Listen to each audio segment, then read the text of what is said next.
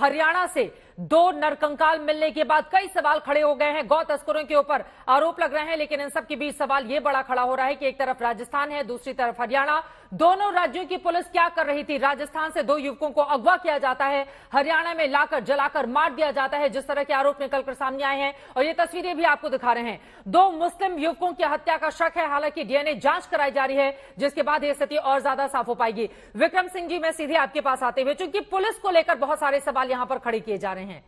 अब अगर राजस्थान की पुलिस क्या इस मामले में सक्रिय होती तो उन दोनों युवकों को बचाया जा सकता था। वहीं दूसरी तरफ हरियाणा की पुलिस की अगर सक्रियता होती तो ये शख्स क्या जिंदा होते? अब जिस तरह से एक गाड़ी पूरी की पूरी जल जाती है, दो नरकंकाल की वहां से बरामदगी होती है और इस बारे में बहुत देर से पुलिस को जानकारी मिलती है। विक्रम सिंह जी। चित्रा जी, इसमें पुलिस की चूक चरण दर चरण दृष्टिगोचर हुई है और कई चरण पे चूक हुई है।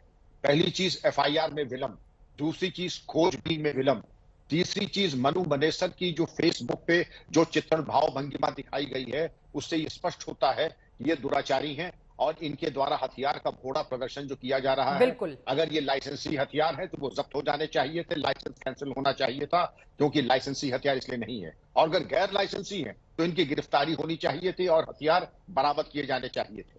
और जैसा कि आरोप लगाया जा रहा है, कुछ ऐसे लोग वरिष्ठ पुलिस अधिकारियों के साथ सेल्फी और फोटो ले रहे हैं। पुलिस अधिकारियों को मेरा परामर्श होगा, इस तरीके के संदिग्ध और आपराधिक प्रवृत्ति के लोगों से दूरी बना करके रखें, जिससे कि उनकी विश्वसनीयता बनी रहे। पूरे प्रकरण में पुलिस के द्वारा प्रमाद, विलंब और अपराध के प्रति एक बहुत ही ढुलमुल रवैया दिखाया गया है, जो कि अत्यंत आपत्तिजनक। तीन बड़ी चूक अगर मैं आपसे जानना चाहूं सर, अगर पुलिस ने इस पूरे मामले में कोताही बरती है, इतनी बड़ी लापरवाही बरती है, तो तीन बड़ी वजहें आपको क्या नजर आती हैं? दोनों ही राज्यों की पुलिस, चाहे वो राजस्थान में कांग्रेस शासित सरकार की पुलिस हो या फिर हरियाणा में बीजेपी शासित सरकार की पुलिस हो। चूक नंबर एक, उनके द्वारा प्रभावी कार्रवाई एफआईआर को लेकर के नहीं की गई और 48 घंटे की बहुत बड़ी अवधि होती है, 48 घंटे में कोई कार्रवाई न करना, चले बहुत पहुंचे कहीं नहीं। नंबर दो, जो सूचनाओं के आदान के आधार पर छापे पड़ जाने चाहिए थे और जो अभिसूचना संकलन के बारे में कार्रवाई थी, नहीं की गई।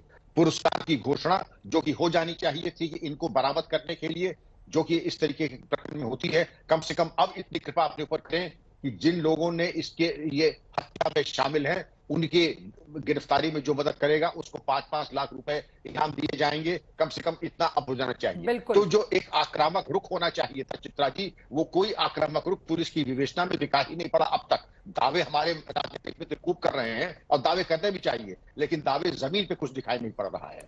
एक व्यक्ति के ऊपर इतने गंभीर आरोप लगे हैं, वो वीडियो जारी कर रहा है, मीडिया कर्मियों से बातचीत कर रहा है, लेकिन उसके बावजूद पुलिस ने उसको अब तक पकड़ा क्यों नहीं? आ रही हूं शोएब जमी जी, एक बार जल्दी से इस सवाल का जवाब।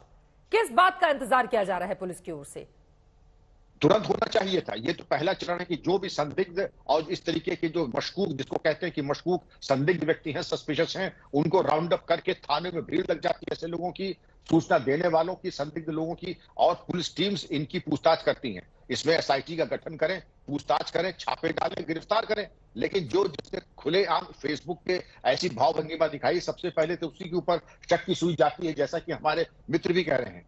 सही है गलत है इसकी बात तो बाद में करेंगे, लेकिन पूछने का कष्ट तो करें कि आप कहां थे। और इसलिए अगर अकाट्य उन्होंने अपनी बचाव कर लिया है कि गुड़गांव होटल में थे, अपनी मौजूदगी दिखा रहे हैं, ये और भी ज्यादा संदिग्ध हो जाता है चित्रा जी। जो अपनी सफाई और मौजूदगी कहीं और दिखाता है, इससे साफ जाहिर होता है उसके रोल के बारे में और गहराई से जांच होनी चाहिए। ये बहुत बड़ी बात आपकी ओर से विक्रम सिंह जी कही जा रही है। इसी वजह से सवाल है कि हरियाणा की पुलिस ने अब तक इस गौ तस्कर को गिरफ्तार क्यों नहीं किया, मोनू मानेसर जिसका नाम बताया जा रहा है। और आप देखिए उसके वायरल जो वीडियो है, जो खुद उसने फेसबुक पर कितने दम के साथ डाला है, इन वीडियोस को देखकर आप अंदाजा लगा सकते हैं कि खुलेआम एक शख्स हथियारों को लहराता है और वहां की पुलिस बेबस बनी हुई नजर आती है। इस सवाल का जवाब बीजेपी के नेता से मैं लूंगी, लेकिन शोएब जमाई जी, सवाल यह भी है ना, देखिए एक तरफ मोनू मानेसर की ओर से वीडियो जारी किया जा रहा है, कहा जा रहा है सीबीआई जांच करा लीजिए, मैं तो इस पूरे मामले में पाक साफ हूं।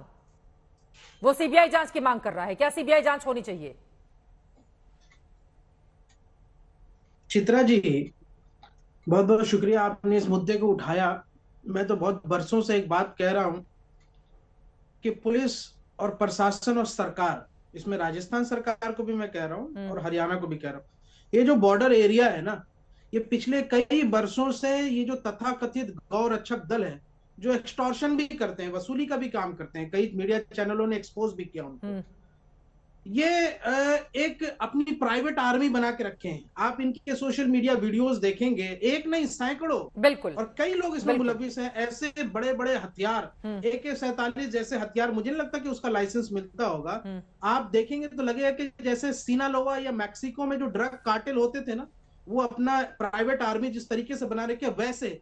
और दिल्ली के नजदीक इतनी बड़ी घटना, इतनी सारी चीजें होना, और लगातार इंटेलिजेंस का और सरकार के संरक्षण जैसा मामला, ये बहुत गंभीर है। मुझे लगता है सरकार आंखें मूंद रखी हैं कई वर्षों से, ये शायद वोट बैंक की राजनीति है।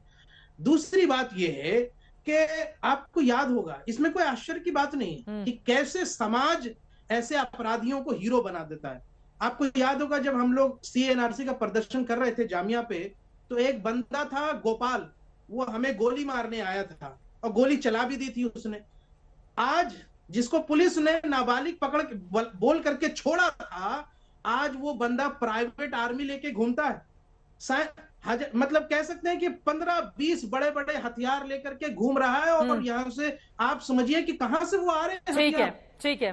तो ये मामला इतना छोटा नहीं है। पिछले कई वर्षों से ये सारी चीजें चल रही है, और प्रशासन अगर और पुलिस अगर इसमें आंख मूंद के रख रही है, तो कहीं ना कहीं कोई राजनीतिक दबाव है।